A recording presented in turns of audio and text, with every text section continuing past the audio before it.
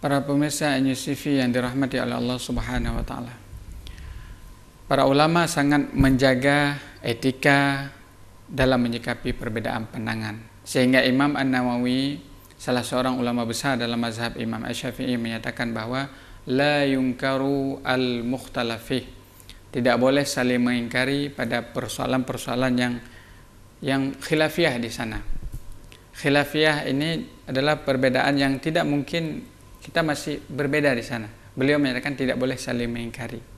Sehingga karena ada rasa yang demikian besar, rasa kasih sayang, rasa saling menghormati di antara mereka tumbuh pada diri para ulama besar tersebut, para imam-imam terdahulu, imam-imam Ahlus Sunnah wal Jamaah. Karena ketika kita sebut 4 mazhab, konteksnya itu adalah imam Ahlus Sunnah wal Jamaah. Mereka yang pertama saling memuji di antara mereka.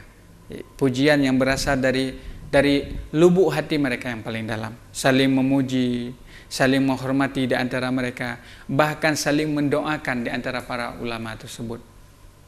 Imam Malik bin Anas pernah menyatakan, seandainya Imam Abu Hanifah mendebatku, menyatakan bahwa setengah tiang ini dari emas, setengahnya dari perak, laqama bihujjatih.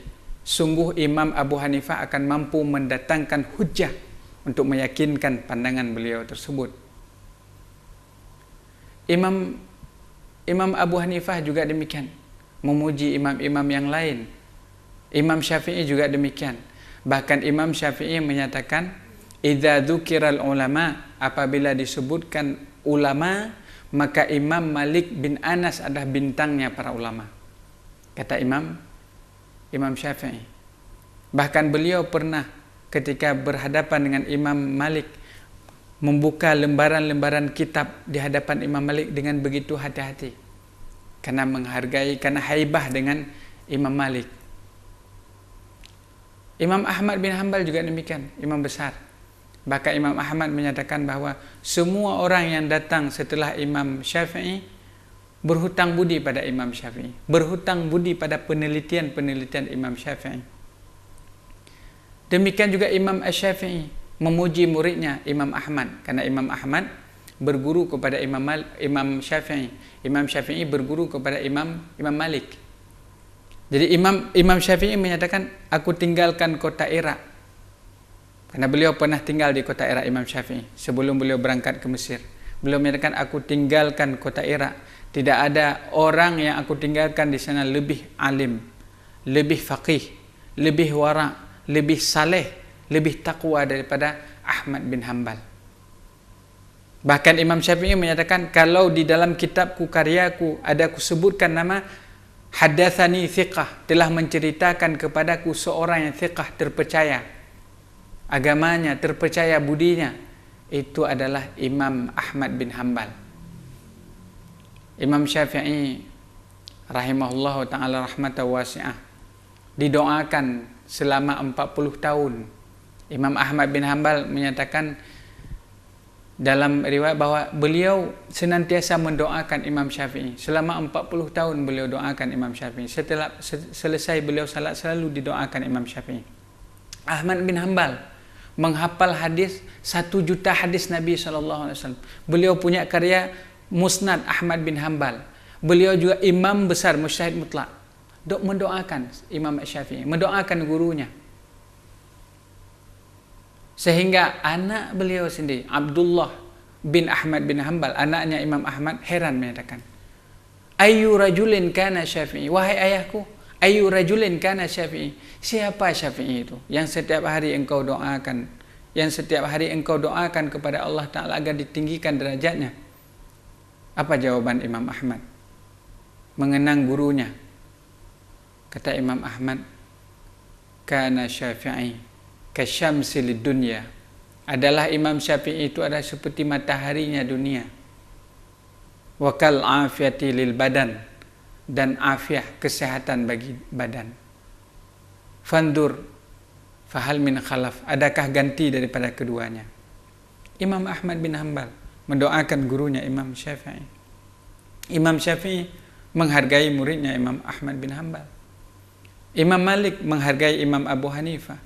Jadi rasa kasih sayang mereka ini merupakan perwujudan yang mereka ambil daripada sahabat Rasulullah sallallahu alaihi wasallam. Bahkan sahabat Rasulullah, rasa kasih sayang mereka, empati mereka, saling bahu membahu, sehingga pernah orang kafir Quraisy ketika itu melihat sahabat Rasulullah, bagaimana kita akan melawan sahabat Rasulullah? Seandainya Rasulullah meludah saja, ludah Rasulullah itu akan diambil oleh mereka, akan disapu ke wajah tangan mereka. Kenapa? Karena cinta mereka kepada Rasulullah sallallahu alaihi wasallam. Karena cinta mereka kepada agama yang mulia ini. Sehingga perbedaan di antara mereka saling menguatkan. Salah seorang ulama kontemporer, Syekh Syahid Hasan Al-Banna, menyatakan bahwa kalau perbedaan sahabat saja yang dekat dengan Rasulullah, hidupnya dekat dengan Rasulullah, hari-hari bersama dengan Rasulullah, mereka saja berbeda, apalagi kita yang sudah sangat jauh daripada masa Rasulullah sallallahu alaihi wasallam. Tentu ada perbedaan di sana. Bagaimana perbedaan itu? Kita dasari dari dalam hati, tumbuh rasa kasih sayang kita. Jadi perbedaan itu saling menguatkan. Bukankah Imam Syafi'i, imam besar dalam mazhab Imam Syafi'i, pernah salat subuh di daerah Irak dekat kuburannya Abu Hanifah? Beliau salat di sana, tapi beliau tidak membaca kunut. Padahal kunut dalam mazhab Syafi'i kalau tidak dibaca harus sujud sahwi, tapi beliau tidak baca kunut. Ditanyakan, apakah Imam Syafi'i lupa? Nah, Imam Syafi'i tidak lupa. Tapi beliau mengatakan, saya menghargai orang yang sudah wafat ini, menghargai Imam Abu Hanifah. Jadi kalau sekelas mereka saja, orang yang menggagas mazhab yang hari ini kita ikuti, misalnya kita di Aceh mengikut mazhab Imam Syafi'i, mengikut pandangan-pandangan Imam Syafi'i, mengikut pandangan ulama-ulama mazhab Syafi'i, apalagi kita sebagai pengikut para imam ini, tentu rasa keinsafan terhadap pandangan-pandangan tersebut, rasa kasih sayang kita lebih kita dahulukan daripada yang lain. Pemirsa iNews TV yang dirahmati oleh Allah Subhanahu wa taala. Sehingga ulama menyatakan bahwa najtami'u fi mattafaqna, kita bersepakat pada persoalan-persoalan yang kita sepakati bersama. Wa ya'duru ba'duna ba'dan fi makhtalafna, dan kita saling bertolak ansur pada persoalan yang kita berbeda di sana. Perbedaan adalah sebuah keniscayaan, tapi bagaimana perbedaan itu bisa saling mengeratkan rasa persaudaraan kita, bisa saling mengeratkan rasa kasih sayang kita, bisa saling menumbuhkan rasa empati, simpati sesama kita, sehingga Islam yang kita anut ini menjadi Islam yang rahmatan lil alamin, Islam untuk semuanya, Islam yang kasih sayang untuk seluruh hamba Allah. Dan perbedaan itu sebuah keniscayaan yang dipahami dalam bingkai ukhuwah Islamiyah. Pemirsa iNews TV yang dirahmati oleh Allah Subhanahu wa taala, mudah-mudahan perjumpaan kita hari ini bermanfaat. Insyaallah kita akan berjumpa kembali pada episode yang akan datang. Aqulu qouli hadza wa astaghfirullah li wa lakum. Assalamualaikum warahmatullahi wabarakatuh.